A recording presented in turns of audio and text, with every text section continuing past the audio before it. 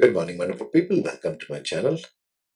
We are doing Nakshatra-by-Nakshatra, each one of the 27, for lasting love and compatibility. So we are considering the Bhakut factor, which should not mismatch, otherwise the love is going to fade with time. We want a lasting bond and lasting compatibility with partners. We choose, it's different. Preference is different. We are not handling preferences in this.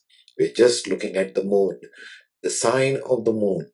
Because moon stands for manas, moon stands for emotion, moon stands for emotional bonding. Essentially, that's what any relationships comes together for, a lasting emotional bond where two people can grow together for life, right? Okay. We are in the third nakshatra of Krittika. Now, I have stuck the female moon here. If you're not following this, watch the previous series and the introduction, you can get a better picture.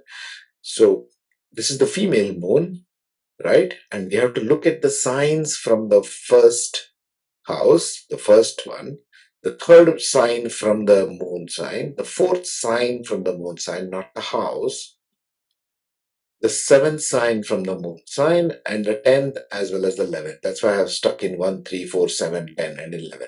Okay, just so you know, for the newbies over here. So, Krittika.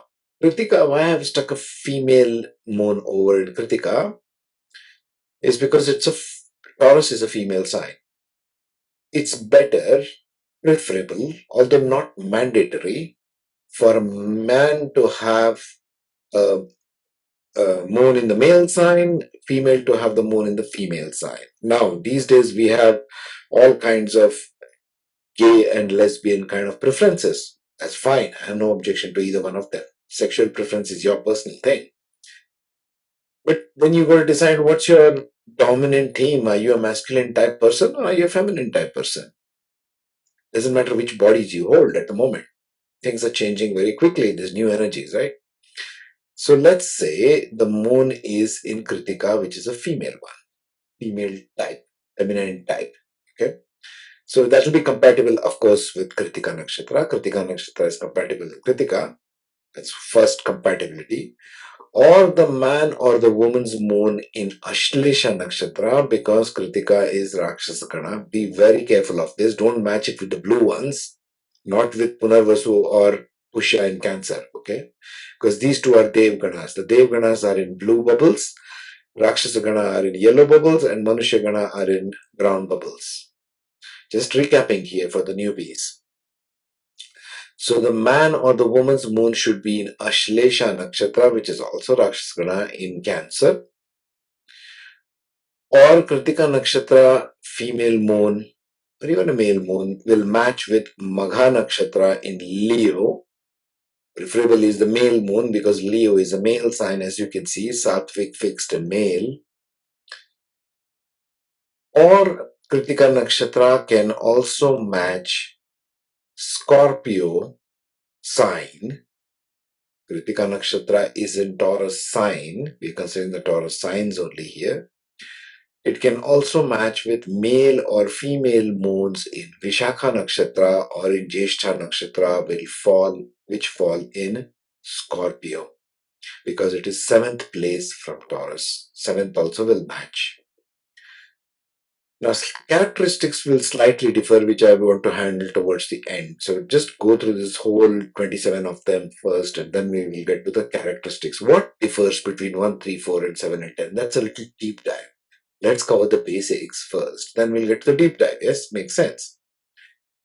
Now, also, Krittika Nakshatra moon will match with male or female moons which are in Dhanishta Nakshatra or in Shatabhisha Nakshatra in Capricorn. Shatabhisha Nakshatra, sorry, Shatabhisha, yeah. This is my mistake. Which will match with Aquarius sign in the 10th place from Taurus, right? I think I need some coffee here. So, which will be in Dhanishta Nakshatra or in Shatabhisha. I was thinking, how is Shatabhisha sitting in Capricorn, right? Shatabhisha is sitting in Aquarius, yes. So, because Dhanishta as well as Shatabhisha Nakshatra are Rakshasa Ganas, therefore they will match with Krittika. And it is in the 10th place from Taurus, the sign of Aquarius, therefore it will match. It will have a lasting love. Okay. Also in the 11th house, well, not particularly my preference to match Rakshasa Gana with Manushya Gana. It's like little trying to match a very alpha male or female with the more somber moon. Moon compatibility is vital as seen by the Vedic astrology. The sign of the moon placement and the houses signs which is away from. The third sign, fourth sign, seventh sign, 10th sign, and the 11th sign are compatible, which are not having Bhakut dosha. Okay. Okay, so now let's get into the what is the Taurus about? What is Krittika Nakshatra's tendency or behavior in intimate relationships? Let's get into that. Okay, here we go. So, in Krittika Nakshatra, we have these characteristics of intimacy. First of all, let's look at Krittika. It's falling in Taurus. Okay, so it's very male, grounded, materialistic, stubbornness, Taurus, right? And Agni being the god of fire, which is the ruler of this nakshatra, it's all about fire and passion. Too much of fire and passion. So the people who are compatible may better have some fire and passion in them. Let's see. If you have a man or a woman who you're having a relationship with or married to a spouse whose moon is in Krittika Nakshatra, you got to watch for all these signs, yes? Fiery and passionate. Agni is the god of fire. He was very passionate. They bring intensity and enthusiasm into their love relationships and making them vibrant or energetic. They are assertive and courageous. They are not afraid to take the lead or express their desires and opinions, showing a strong sense of self-confidence. Agni. Agni is all about fire. Agni is all about will. This nakshatra is ruled by Agni, the nakshatra of Lord Murugesha, right? Kartikeya. The word Kartikeya comes from Krittika Nakshatra, the Pleiades. The original Pleiadian signature for all you star seeds is this nakshatra in Vedic astrology. If you want to study the Pleiadian characteristics, it is this. Okay? So they are not afraid to take the lead or express their desires or opinions, and they show a strong sense of self-confidence. They have an innate sense of self-worth which is not dependent on you, the partner. They exude that. Agni is will. Agni stands for will. So they bring this to the table in the relationship. So if you are compatible with Krittika Nakshatra, you better start developing your own sense of self-worth to match this. You can't be borrowing self-confidence from somebody else. It never works, right? You need to have your own. You need to be well matched. You need to be equal partners. That's the basis for, I feel, a grounded relationship, for a lasting relationship. That you both have faith and confidence and admiration, mutual admiration for one another. Isn't that the goal? Third, they are always independent and self-reliant. Again, it ties in with the previous one, right? They appreciate a partner who respects their need for personal space. Very crucial these days. Everything is available to everyone. All your privacy is gone. All the companies are spying on your mobiles. Everybody is looking at each other's messages, Instagramming, WhatsApping, YouTubing, Twittering, God knows what not. So hardly sense of any privacy, personal space. I think companies should start respecting personal space. People will soon demand it. So Krittika Nakshatra will appreciate a partner who respects their need for personal space, allows them to maintain their individuality within a relationship. So crucial, right?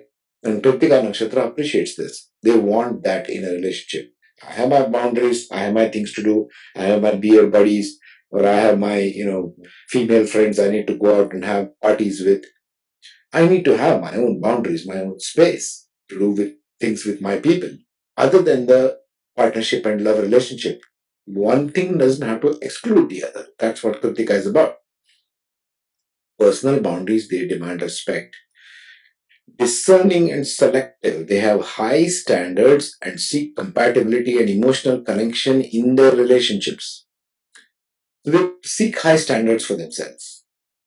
Well, they want the fancy goods. They want the fancy fine dine restaurants. They want the fancy cars. They want the fancy position. Nothing wrong with that, as I see it. It's just a preference. These people are like that. So if you want to match with a partner who is in strongly Krittika Nakshatra, right, moon in Krittika Nakshatra, you better have these matching qualities, and other Rakshasa Ganas will have it. Other Manushya Ganas, not so much. Other Deva Ganas, definitely not. So that's why the compatibility of the Gana is so crucial. Protective and supportive. They are deeply invested in the well being of the happiness of their partners and are willing to go the extra mile to provide support and care. Oh, this is so beautiful, right? This is why don't misinterpret the Rakshasa Ganas. They are not demonic. Rakshasa doesn't mean demonic. Rakshasa means just tamasic, means materialistic. They seek groundedness in things.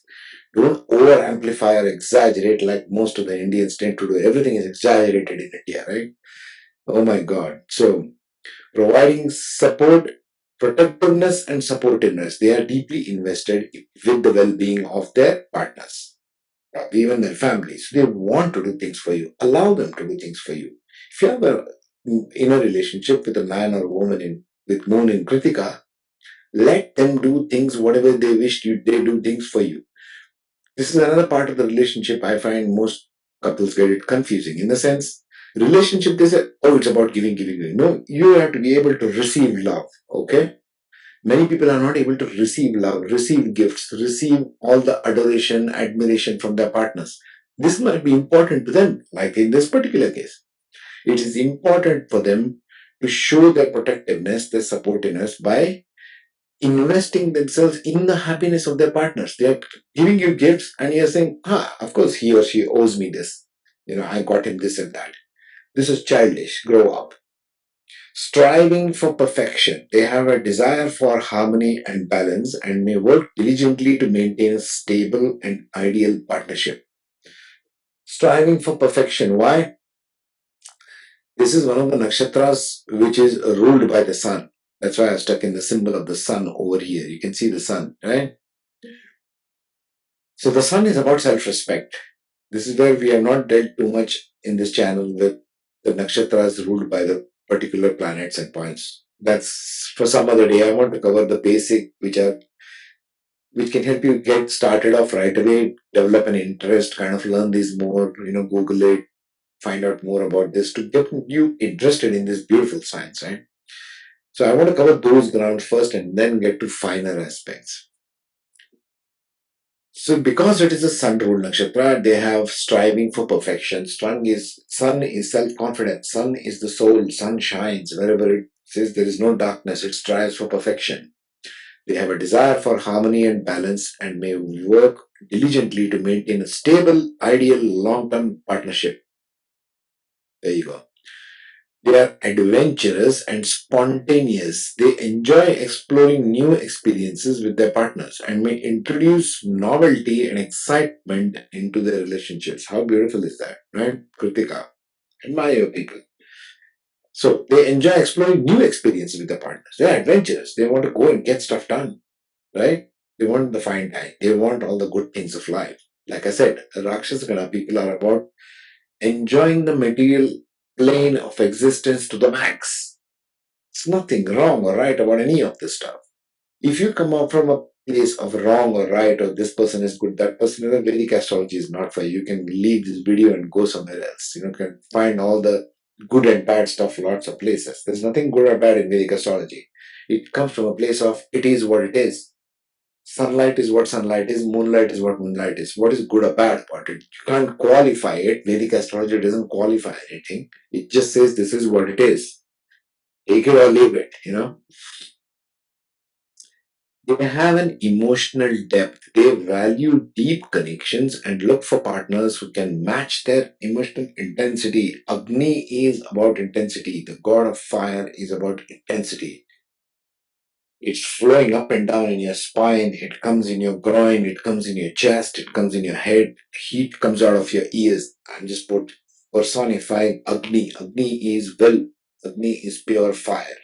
It can manifest as a fire of protectiveness, discernment, protectiveness and nurturing, caring and support, assertive and courageous, fiery and passionate. Fire can come out in many forms. In Krittika, it comes out as this beautiful set of characteristics and traits. Now, if you have a man or a woman in Krittika Nakshatra in Moon, study this, please.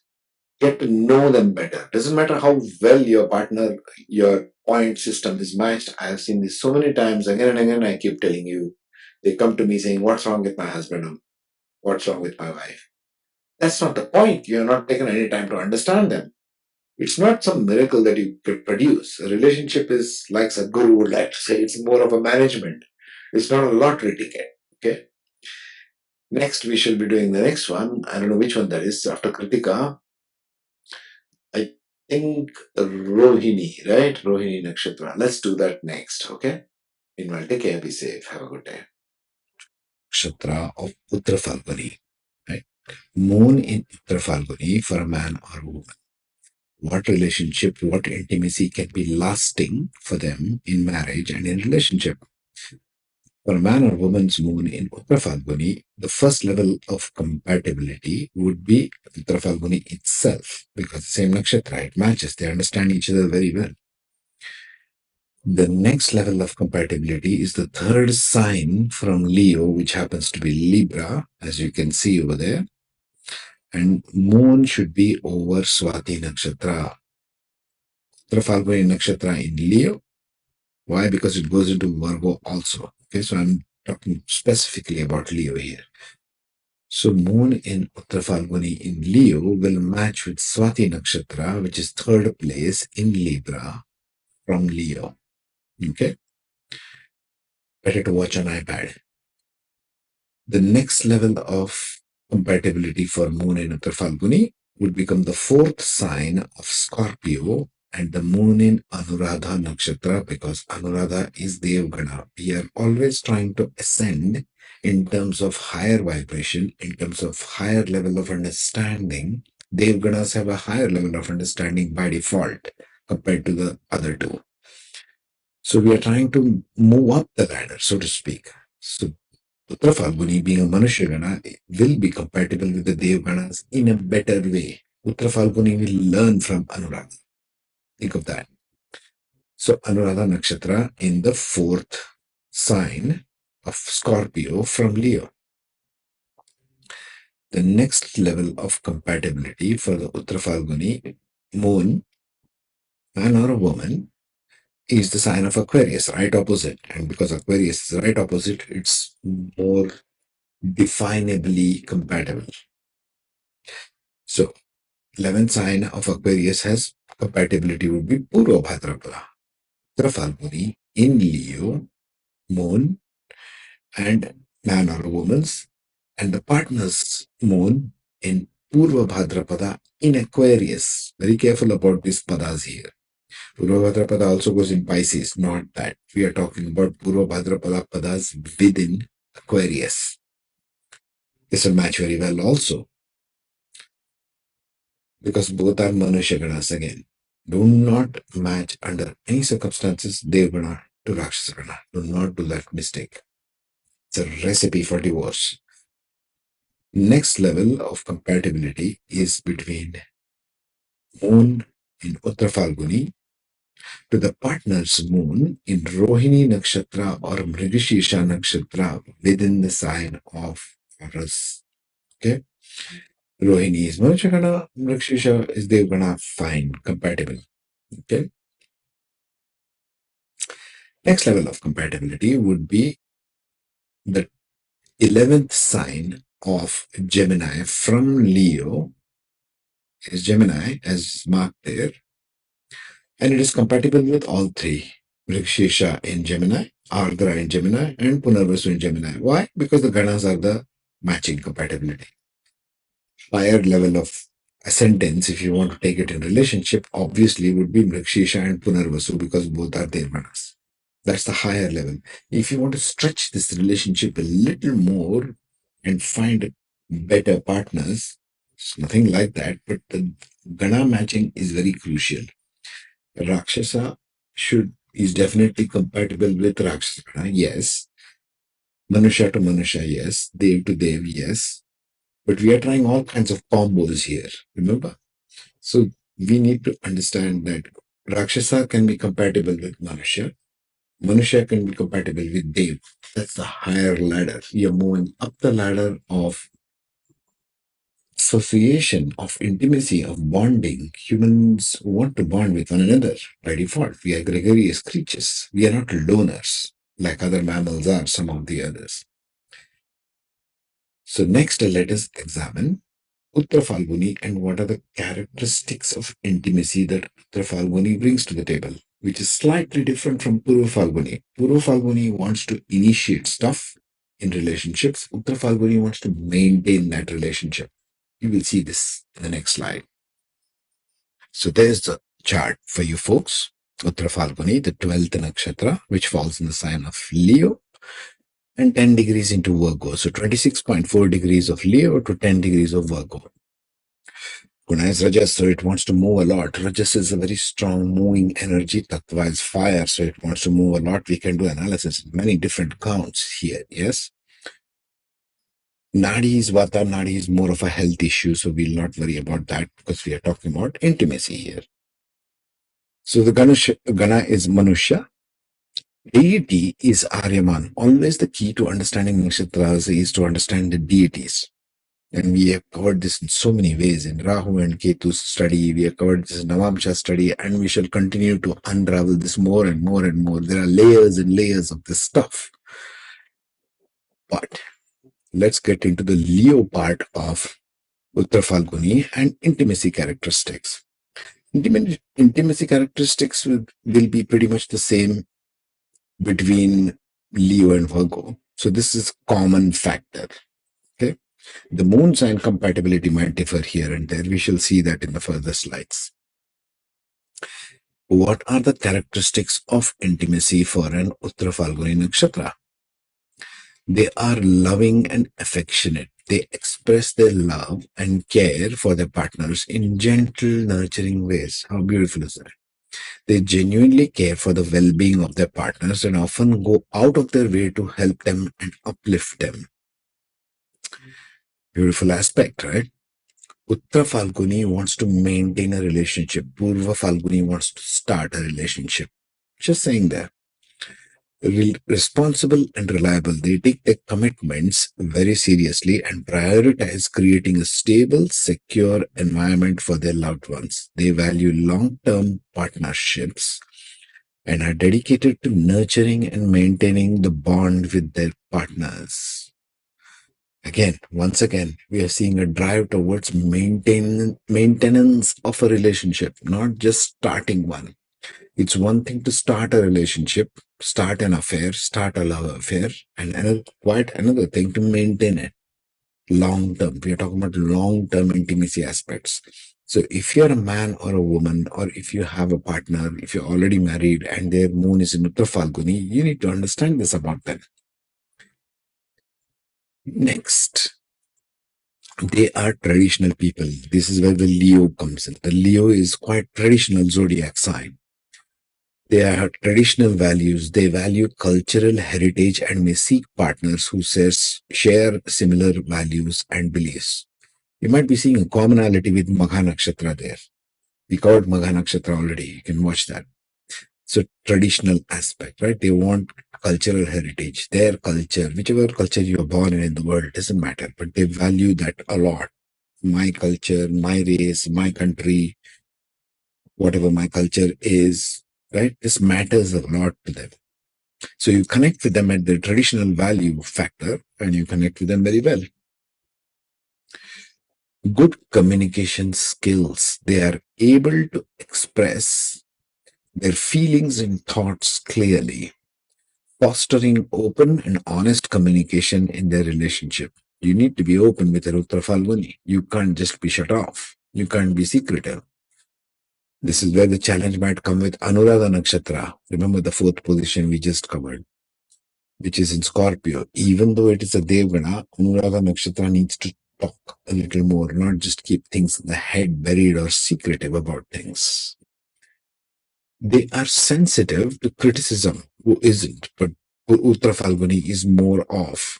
They value praise and appreciation over criticism and may need partners who can provide constructive feedback with sensitivity. That's the key word, with sensitivity. People just love to criticize, don't they? Especially Indians. They're critical about everything.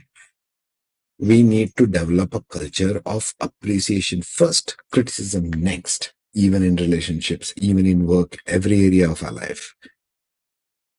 Fellow Indians, don't jump to criticism first. It's very easy to mouth off. Everybody has got a loose tongue. If you do that, you're killing your relationship. They value praise and appreciation and may need partners who can provide constructive feedback with sensitivity.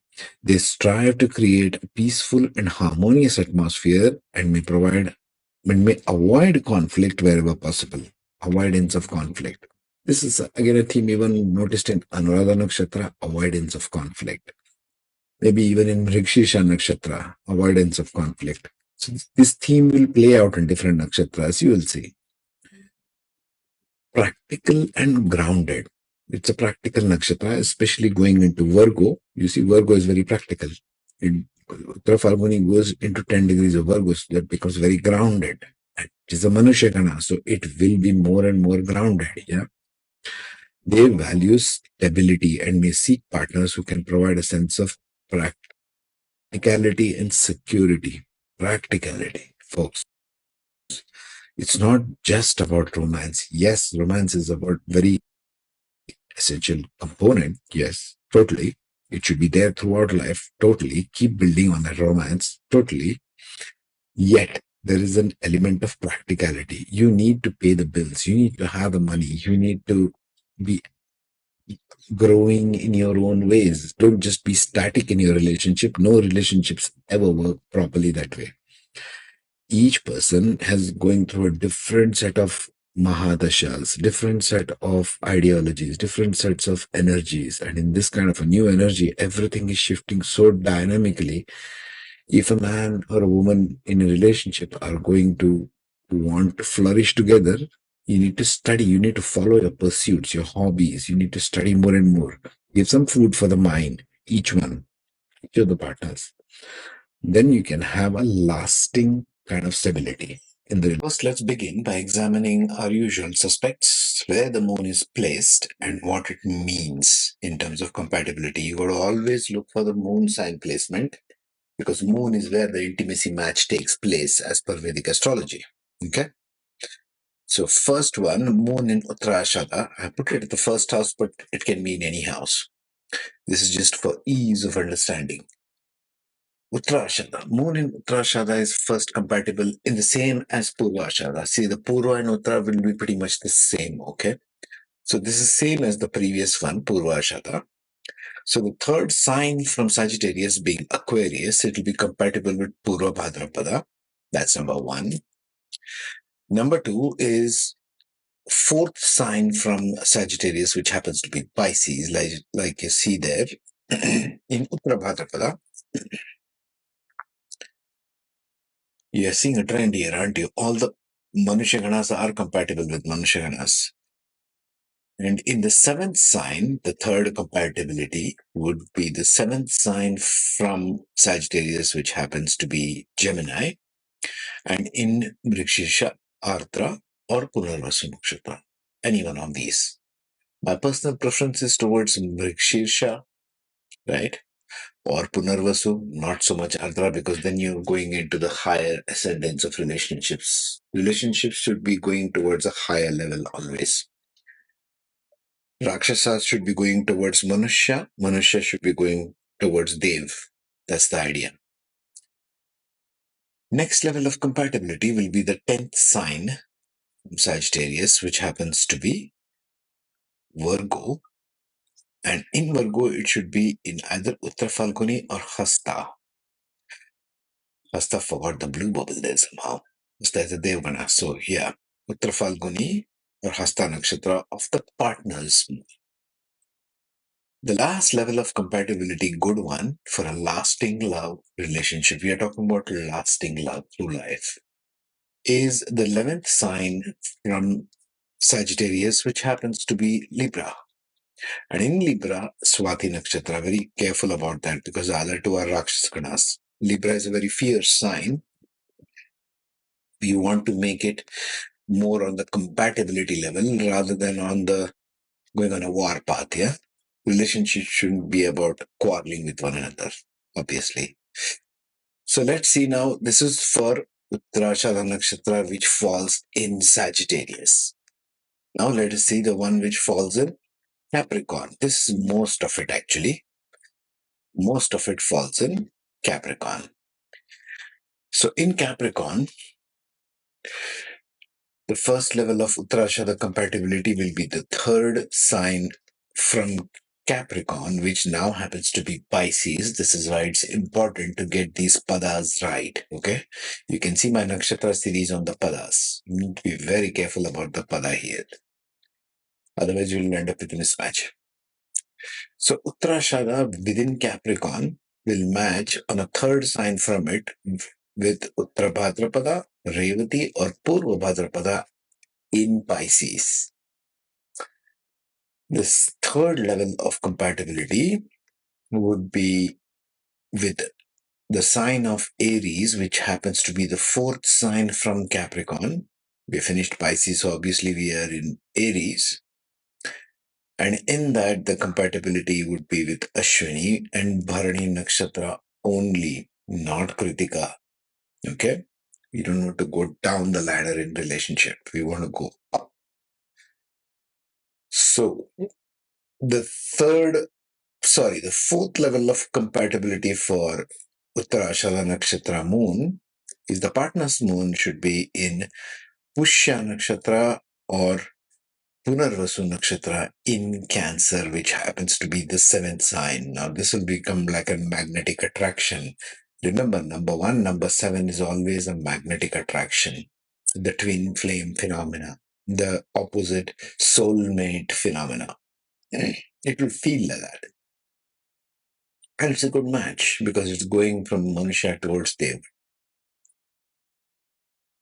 The fourth level of compatibility is the 10th sign from Capricorn now, which happens to be Libra. And in that, the moon should be in Swati Nakshatra because Swati is a Devagana also, right? The last level of compatibility for moon sign for Uttarashada in Capricorn happens to be the 11th sign from Capricorn, which happens now to be Scorpio, and moon should be in Anuradha Nakshatra. Okay? So, once again, if you don't know what the characteristics of nakshatra are, all these matching mismatching is useless. Again, like I've said in my previous videos of intimacy, I have seen couples come to me with all the perfectly matched, birth charts, which is it's like a craze in India. And they will come to me telling what's wrong with my husband, what's wrong with my wife. You can see my case studies if you want. So it's not just about matching, folks. You got to understand what the characteristics of a nakshatra is in order to bind with the person, in order to bind in all levels, mental, physical, emotional, and for a long time, for like a partnership through life. So let's see the characteristics of intimacy for Uttara Shava Nakshatra. So what are the characteristics of intimacy for Uttarashada Nakshatra? Number 1, they are responsible and reliable. Think everything Saturn. Think everything Capricorn. Mostly Uttarashada is in Capricorn. So think of the characteristics of Capricorn when you think about Uttarashada Nakshatra in intimacy aspects. So number 1 is they are responsible and reliable. They have a strong sense of purpose and strive to overcome obstacles to achieve their goals. They take their commitment seriously and can be counted upon to support. Strong partners, very grounded partners. Once again, think Saturn when you think Uttarashada. Ambitious and goal oriented. One wants to achieve stuff in the external world. Saturn is driven to accomplish and expend its karmic baggage. They have clear aspirations and work hard to succeed in their relationships, expecting the same level of dedication from their partners. They express their thoughts and opinions confidently, which can contribute to open, honest conversations in relationships. Once again, it's all Saturnian. It's all like you have to do this, you have to do that. Saturn loves, there's rules, procedures, policies. Now you bring it to relationships. Balanced and fair. They strive for a balance in their relationships. They are considerate of their partner's needs and opinions. They express their love and care for their partners openly and enjoy creating a warm and nurturing environment. Isn't that beautiful? Supportive and encouraging, they inspire their loved ones to pursue their dreams and offer a strong support system to help others overcome their challenges. They value family traditions and they seek partners who share their values and have similar appreciation of family bonds. So, if you're one of these family type of people, you must understand your Uttara Nakshatra properly. These people are very family oriented. Everything is done for the family first. It's not much of an individual aspect to Uttara Nakshatra itself. It's very family oriented. It is always, you might say, even in relationships, very purpose driven. Sort of a dry. Saturn is a dry planet. Saturn doesn't know intimacy. Saturn only knows duty. So think everything Saturnian when you come to Uttarashada Nakshatra. They can be supportive and encouraging. Okay, I think I finished this. Last. Seekers of knowledge and wisdom, they enjoy intellectual pursuits and may engage in philosophical discussions with their partners. Once again, this discussion for Uttara Ashadha will be more centered on what's the culture like, what's our tradition like, what is our family value, that kind of a earthy, grounded type of wisdom. Okay. They seek partners who can support the journey of self discovery and evolution. Now, in this context, self discovery and evolution doesn't mean they are looking for something fantastic, doesn't mean necessarily that they are spiritual minded in that sense of the term. It just means that they are more inclined towards grounded aspects, traditional aspects, family aspects of wisdom. How do we need to tackle this? How do we need to, take care of this child or that child? Or what's wrong with our relationship? How can we work or take more grounded approach? Working on problems like on a more earthly plane, if you want to call it that. That's Uttarashada Nakshatra. It falls in Capricorn, so everything Capricornian. Right? Next video, we shall be looking at Shravana Nakshatra, which comes heart of Capricorn. And it's a Devgana. Okay. So if you have a man or a woman or you are in a relationship with Moon and Uttarashada, you got to understand where they come from. It's always useful to understand where they come from in order to have a proper perspective on things. Okay. So I'll leave you with this much.